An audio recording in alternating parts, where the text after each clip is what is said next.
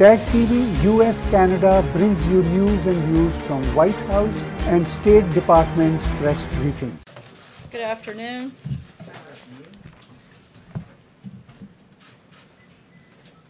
Many by now have heard that I was asked to leave a restaurant this weekend where I attempted to have dinner with my family. My husband and I politely left and went home. I was asked to leave because I work for President Trump. We are allowed to disagree, but we should be able to do so freely and without fear of harm. And this goes for all people regardless of politics. Some have chosen to push hate and vandalism against the restaurant that I was asked to leave from. A Hollywood actor publicly encouraged people to kidnap my children. And this weekend, a member of Congress called for people to push back and make clear to those serving their country in this administration that they are not welcome anywhere, anytime, for anything. Healthy debate on ideas and political philosophy is important, but the calls for harassment and push for any Trump supporter to avoid the public is unacceptable. America is a great country, and our ability to find solutions despite those disagreements is what makes us unique. That is exactly what President Trump has done for all Americans by building a booming economy with record low unemployment for African Americans and Hispanics, the defeat of ISIS, and the ongoing work to achieve peace on the Korean Peninsula. Earlier today, the President spoke with the new President of Colombia and congratulated him on his recent electoral victory. President Trump noted the strong partnership between our two countries and discussed the security challenges the new Colombian government will face as he enters office. We are also working to set up a call between the President and the President of Turkey to reaffirm our strong bond. We encourage Turkey to take steps to strengthen its democracy and continue progress toward resolving issues in the bilateral relationship. Lastly, and on a slightly lighter and more positive note, it should be an exciting national championship at the College World Series, since the Arkansas Razorbacks will be playing and take on Oregon State starting tonight in Omaha. So go Hogs, and with that, I'll take your questions. Jonathan. Sir, I want to ask you about the President's tweet over the weekend where he said that people who cross the border illegally should be sent back with no court cases, no judges. Does the President believe that undocumented immigrants have no due process rights whatsoever?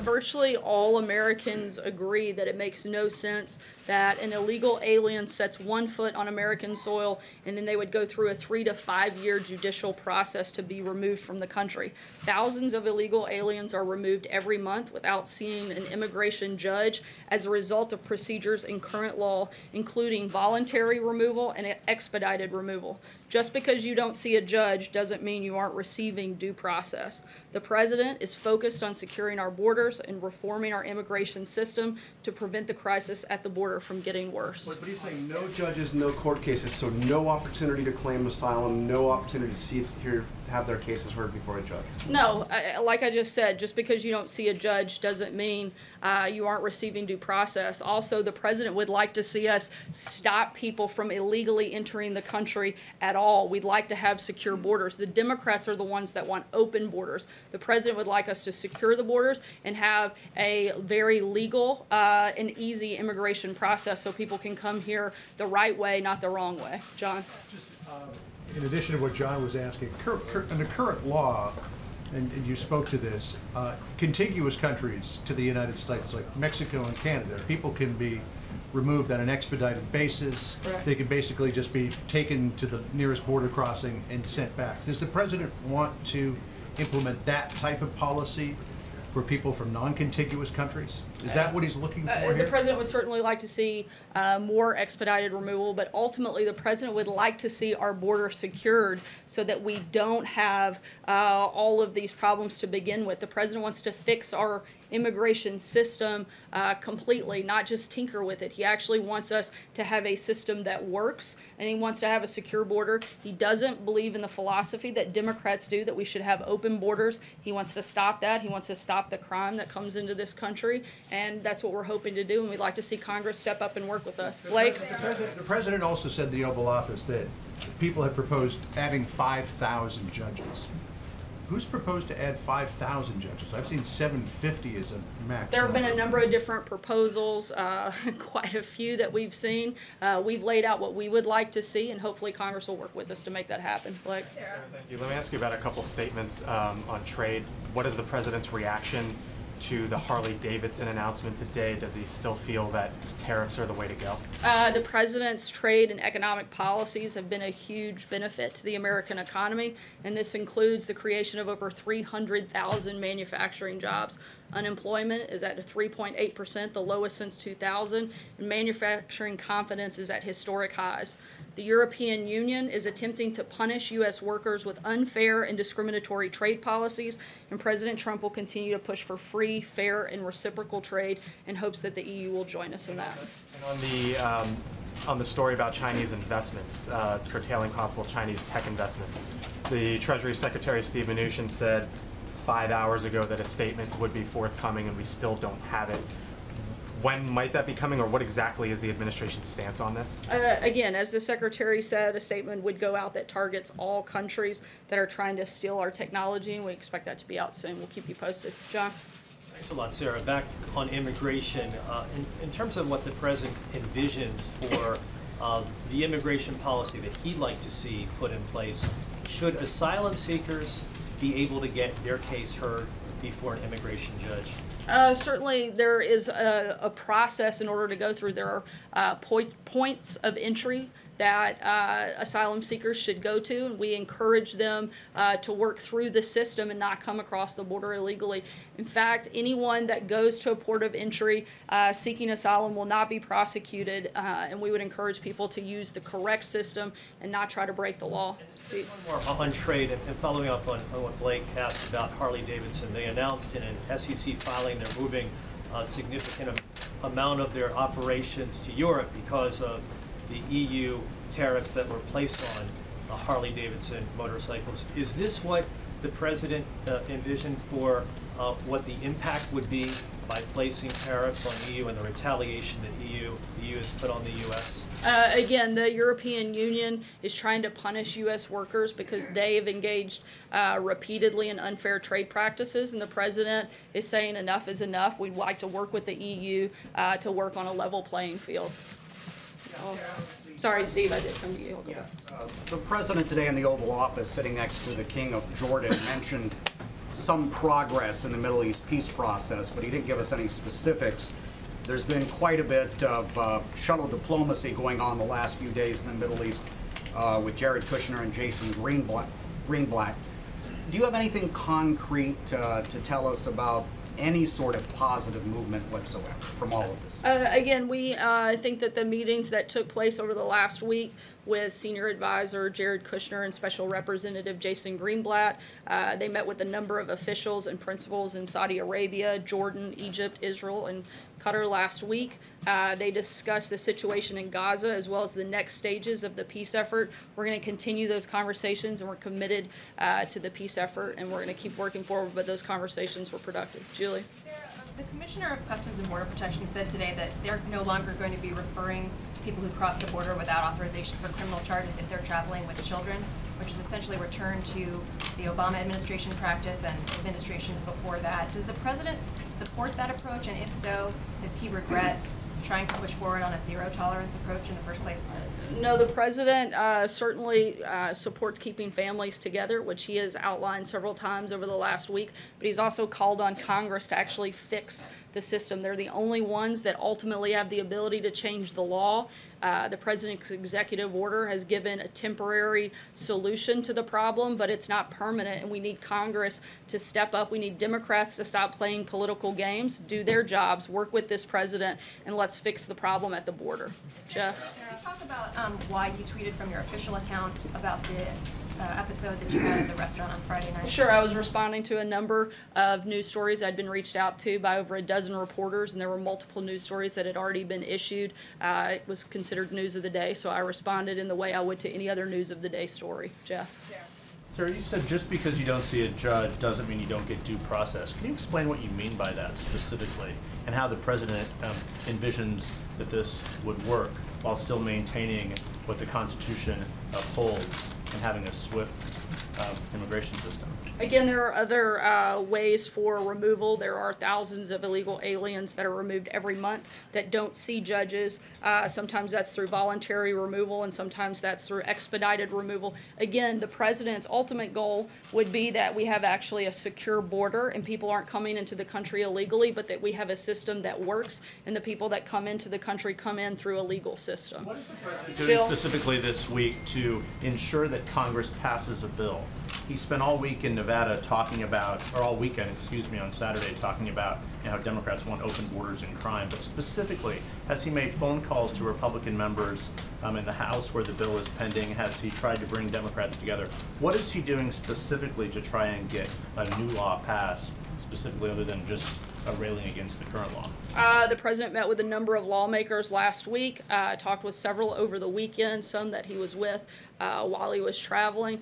Last week he made an open invitation to Democrat lawmakers that they were welcome to come to the White House to discuss what they'd like to see, because the president wants solutions. We've yet to have any of them show up actually willing to have those conversations, actually willing to fix the problem. Instead, they'd rather rant and rave about not allowing members of the Trump administration to step foot in public. The president wants to see solutions. That's what we're focused on. It's Congress's job to do that, and we've laid out very clearly that we want to be part of that and what we'd like to see in that package. Jill? Doing its job on this? Clearly they aren't. If they haven't passed a law to fix the system, then they haven't. Republicans have laid out a number of proposals that they support. The president has voiced his support for those.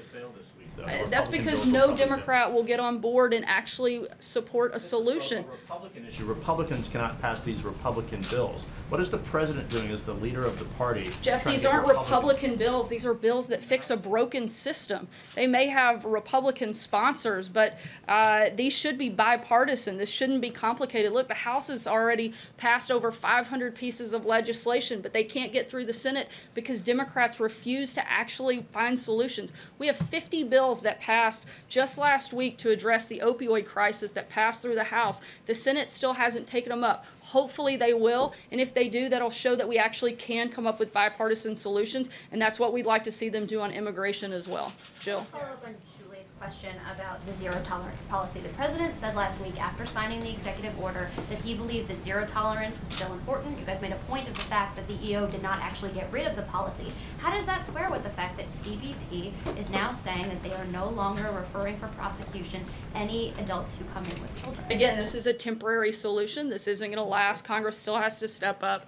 They still have to do their job. This will only last a short amount of time because we're going to run out of space. We're going to run out of resources in order to keep people together, and we're asking Congress to provide those resources and do their job. Annie? Temporary solution, does that mean at some point you're going to change that policy back? We're not changing the policy. We're simply out of resources. And at some point, Congress has to do what they were elected to do, and that is secure our border, that is stop the crime coming into our country. The country has made extremely clear that they don't want open borders, and Democrats need to understand that, and they need to work with Republicans and find some solutions. Annie, sorry, Jill, I'm going to keep going. Annie, go ahead. Sorry, you mentioned the state of resources and running out of them. Can you be specific about what the resources are right now for housing parents with children together? Is there enough housing right now? Is the Pentagon stepping in? Like, what's being done about the resources? Again, we're looking at every option available. We have asked the Pentagon to help with additional space, but a lot of that will depend on our ability to stop people coming into the country illegally. And we, again, encourage people to go through ports of entry instead of crossing the border illegally. We've requested through legislation, we're working with Congress, hopefully, to provide more resources and the ability to actually enforce the law. Aisha? I just want to see if you can kind of narrow down exactly what the president actually intends to do when it comes to this idea of not having judges. You say that there are instances where people don't have judges, but my understanding is that if you do ask for asylum, you do have certain rights. So is there going to be a change in that policy, or what is this administration planning to do to make it so you don't have to see a judge Again, I've addressed this a couple of times. There are multiple instances in where you wouldn't voluntary removal, certain cases of expedited removal. If somebody comes through a port of entry seeking asylum, those cases and that process will be heard. But at the same time, the president's ultimate goal is to secure the border and stop illegal immigration. I understand that, but so what does that mean practically? Like, is the president planning to do anything differently, or you're just saying you don't? The president's laid out what he'd like to see. We've put out the things that we want to see in an immigration package months ago. Okay. We're still waiting on Congress to give us the ability to do that. So unless Congress acts, nothing is actually going to change. The administration is not changing anything right now when it comes to judges. You mean, are we walking around making up laws? No, because we're not the Obama administration. We're actually trying to enforce the laws that are on the books. We're actually asking Congress to do their part in the process and pass new legislation that will fix our immigration system. Nothing is actually changing on the ground. Like this, so this is, the president is complaining about judges and saying that we shouldn't have all these judges and people who come over should just be put out, but nothing is actually going to change. He's just saying, he's just complaining about the process as it stands now. Things that we have the ability to do administratively, we are working to do, but again, Congress is the only one that has the ability to write law, and we hope they'll do that. See? I'm trying to understand what it is the president understands about the current policy, because as you explained, expedited removal allows the government to remove hundreds of thousands of illegal immigrants a year without seeing judges. Did the president know that when he issued the tweets? Yeah, but there are still thousands that go through a very lengthy process. We'd like to see the process consolidated. We'd like to see the backlog stopped. We'd like to see our border secured. Under current law, there are a couple of things that the president could do. He could expand that policy. You've said that he would like to see more expedited removal. Does the president intend to expand it to the full 2-year limit under the current statute? Again, we would like to see more expedited removal, but ultimately we would like to see the border secured and people stop coming into the country illegally. That seems pretty simple to me, and it would stop a lot of the problems and would eliminate the need for so many of these additional laws. Thanks, Sarah. You began the briefing talking about the importance of civility. Do you consider it a civil policy to separate more than 2,000 children from their parents? We consider enforcing the law the role that the administration has to play. Certainly the president has taken an executive action to the furthest that he has the ability to do to minimize the separation of families. We're working hard to make sure families get to stay together, and we're calling on Congress to help us in that effort. And we're continuing to focus on the reunification and making sure that the families, again, stay together, and that Congress will give us a permanent solution to fix that. That you're working to make families stay together. It was your administration that separated them in the first place. It wasn't our administration that created these laws, but it is our administration's job to enforce it, and we've done that. If someone breaks the law, it's our job to enforce it. If somebody doesn't like the law, then they need to lobby Congress and ask them to change it. Anita? I have one immigration question. I wanted to clarify one thing. So I understand that not every adult with a child is going to be prosecuted. If there are families that are being held together, detained together somewhere, and 20 days goes by, what is going to happen then? I didn't get an answer about that last week. I don't understand. The law says you can't keep them together or keep the children, even with parents, for longer than 20 days. So then what happens? Hopefully Congress will pass a law and fix the problem. Well, why should it be so hard? They all say that they don't want to separate families. Seems like it should be pretty simple to me. John? I said I had a clarification. So Jeff asked you a question about Congress and the bill. Were you, in your response, referring to just a standalone bill that deals with family separation, or were you referring to the bigger immigration bill that the House hopes to take up this week? Our preference would be a bill that addresses all of the pillars that we've laid out that we'd like to see addressed in an immigration package. And that's what our focus is right now, is there's a bill that does that on the table. If that doesn't happen, then we'll talk about other pieces of legislation at that point. The president still wants that bill to go forward, even though he said they don't want to, they shouldn't waste their time on it? Look, Democrats in the Senate have made clear they're not going to support this. And because we need at least some Democrats to get on board, they've made it very clear that they don't want to work with the president, that they don't don't want to fix our immigration system, that they'd rather have open borders and rampant crime than work with the president to create solutions. Until they change their mind, we're going to continue looking at the best ways that we can fix these problems, but we need Congress to help us. John? Thank you, Sarah. This president is the first in the television age who has yet to address the American public on nationwide television from the Oval Office. Many Republican consultants have said he might have a stronger hand in influencing Congress if he made a nationally televised address on immigration and what changes he'd like to see to explain it. Is that something that's on the table within the administration? I certainly don't want to take anything off the table or any tool away from the president. He does address the American people in a number of different venues and formats, and I'll certainly pass along that suggestion to him. Nadia. Just to follow up on the Middle East, in a recent interview, Mr. Kushner said that if President Abbas is not willing to negotiate, he's going to proceed with the deal. Can you explain how the White House is hoping to achieve any progress in the Middle East peace talks if the principal party is not taking part?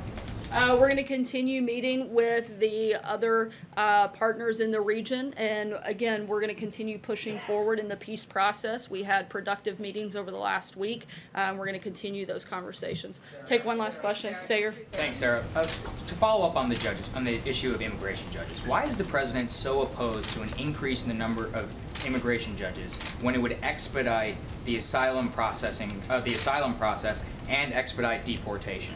We're not opposed to the speeding up the process. What the president would like to see, once again, is that we stop the problem at the very beginning. He'd like to see us secure the border and people work through the system, through the ports of entry, so that we're not dealing with things on the back end. We'd like to stop the problem before it starts, and that's what the president's focus has been all along, is on securing the border, and that's what we're going to continue to do. Thanks so much, guys. Have a great day.